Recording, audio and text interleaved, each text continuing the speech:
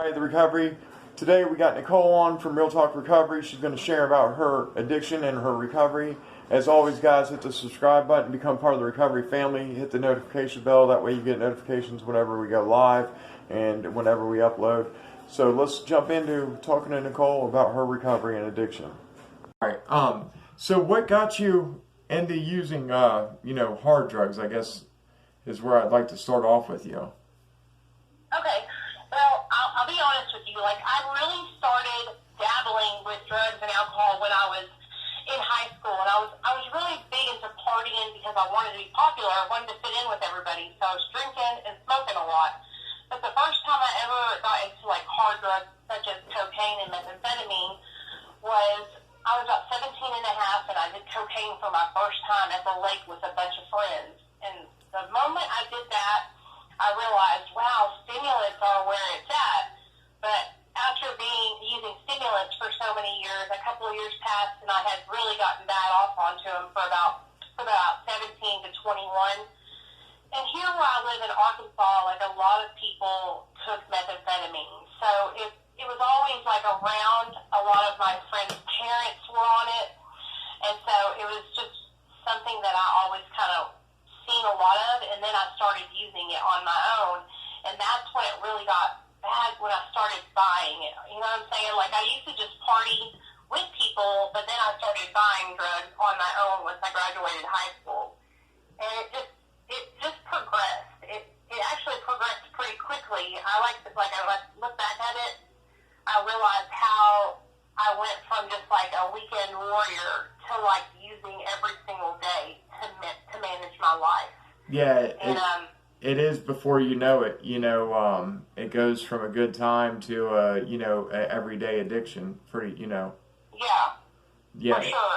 And I didn't even get. But the thing about it is, it's I didn't even get addicted to opiates until I was about 25 or 26. I was on stimulants, methamphetamine and cocaine, and Xanax for the majority of the beginning of my addiction.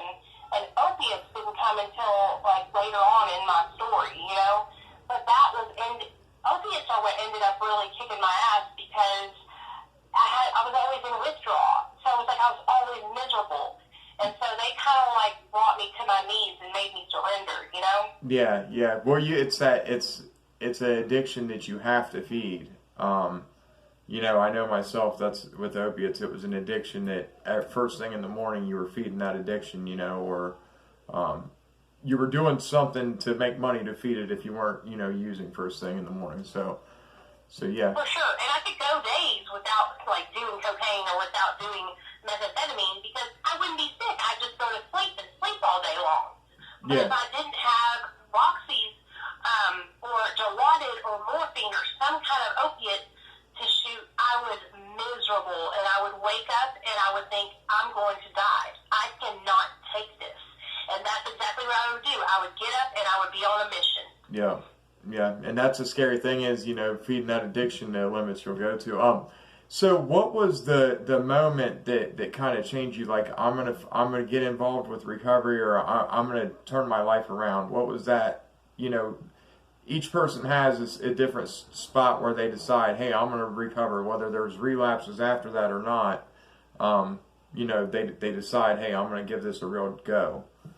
So, well, I had been in and out of AA and NA for a good 7 or 8 years, just kind of trying, but I wasn't really trying. I would go in and I would appease my probation officer, or I would make my parents happy, or get people off my back, get myself a job, get my weight back up, and go back to work.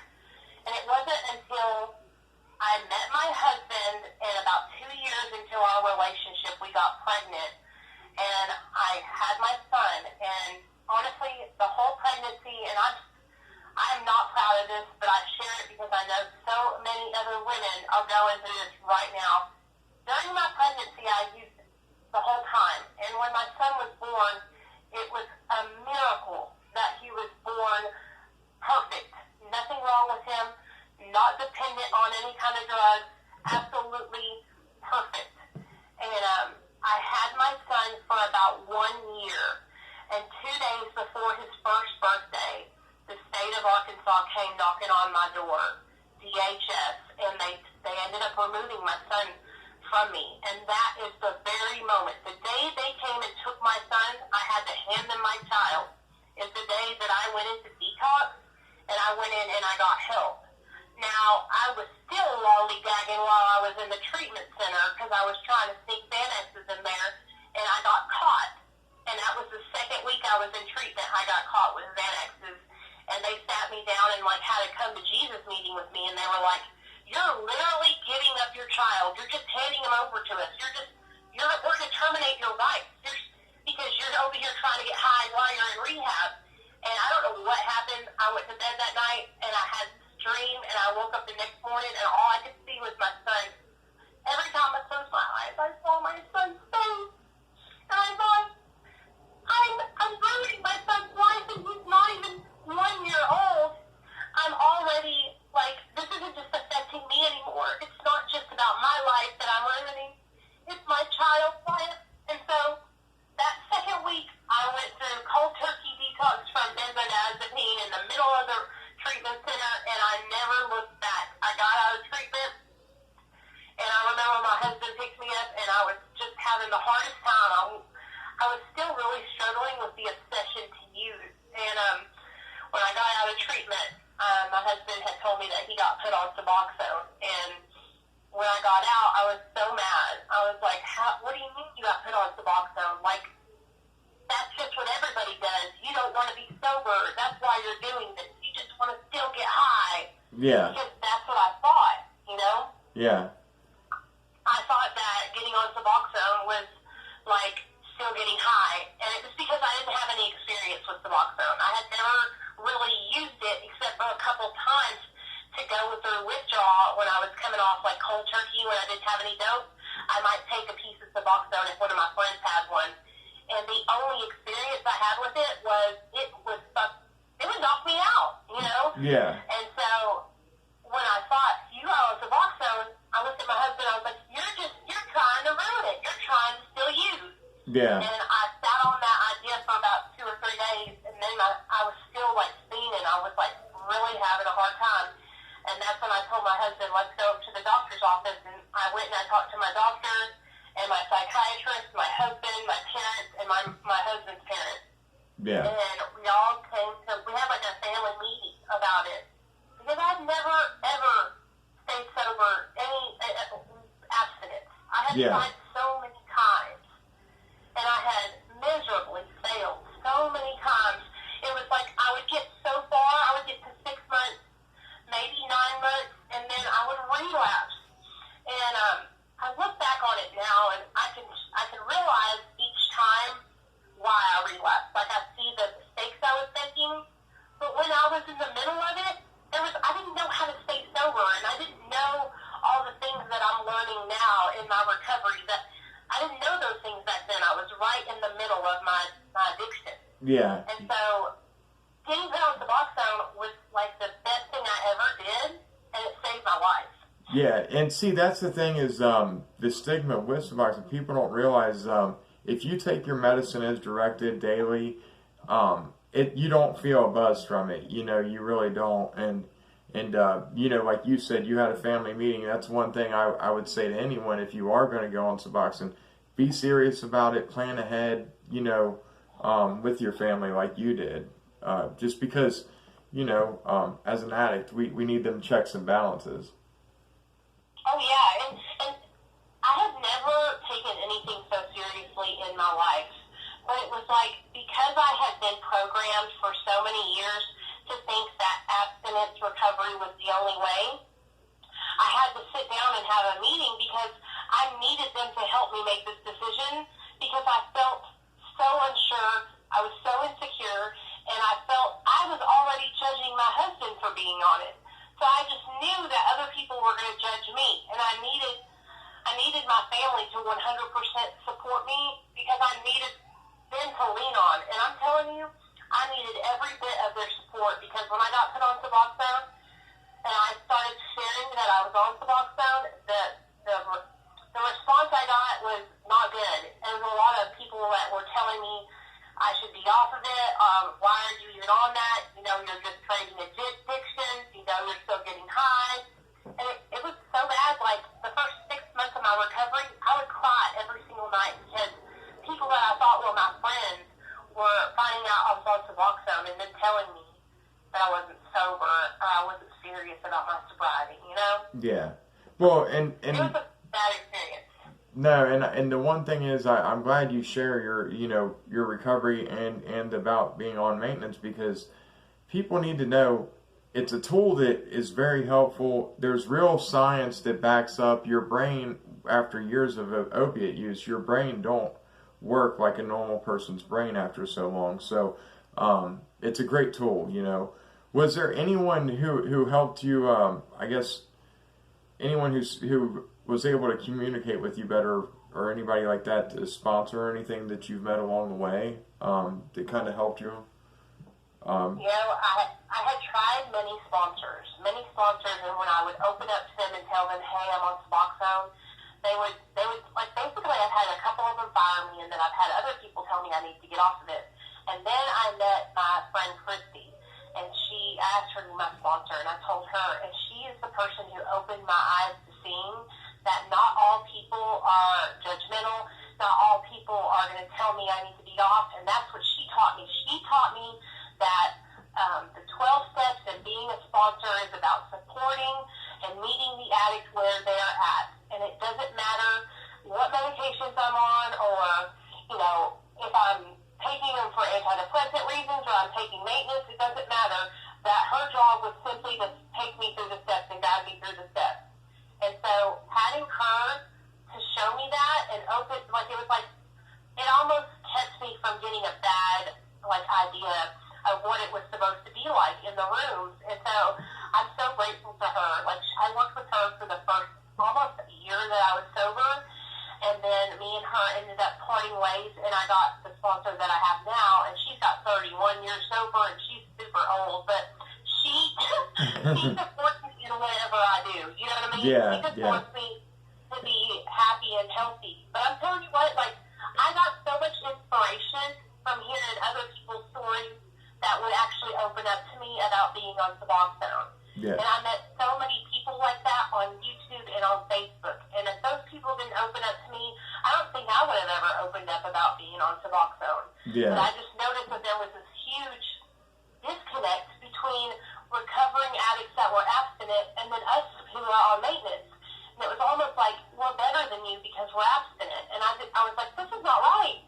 We all need to come together. We're all trying to fight for our lives, Yeah. And so I was like, damn it, I'm going to make my own channel about recovery, and I'm going to talk about being on Suboxone, and I'm not going to let anybody make me feel ashamed, because I'm just not. And that was not until I had been sober for a year.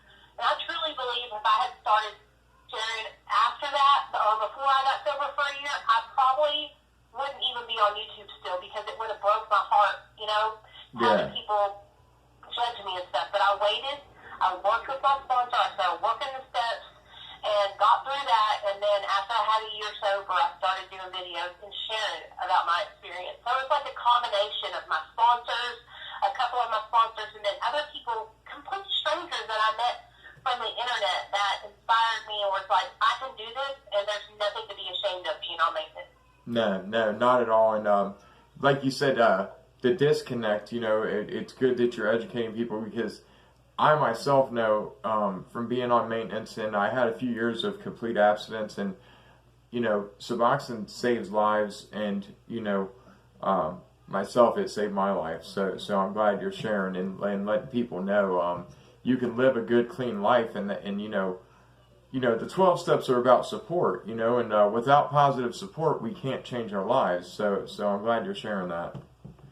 Well, and you're totally cutting people off from the whole idea of recovery whenever you're supposed to be talking to them and helping them and representing a program that is supportive and loving and tolerant and non-judgmental. And then when you come to them and you judge them about being on maintenance, it's the opposite of what any of these programs really represent.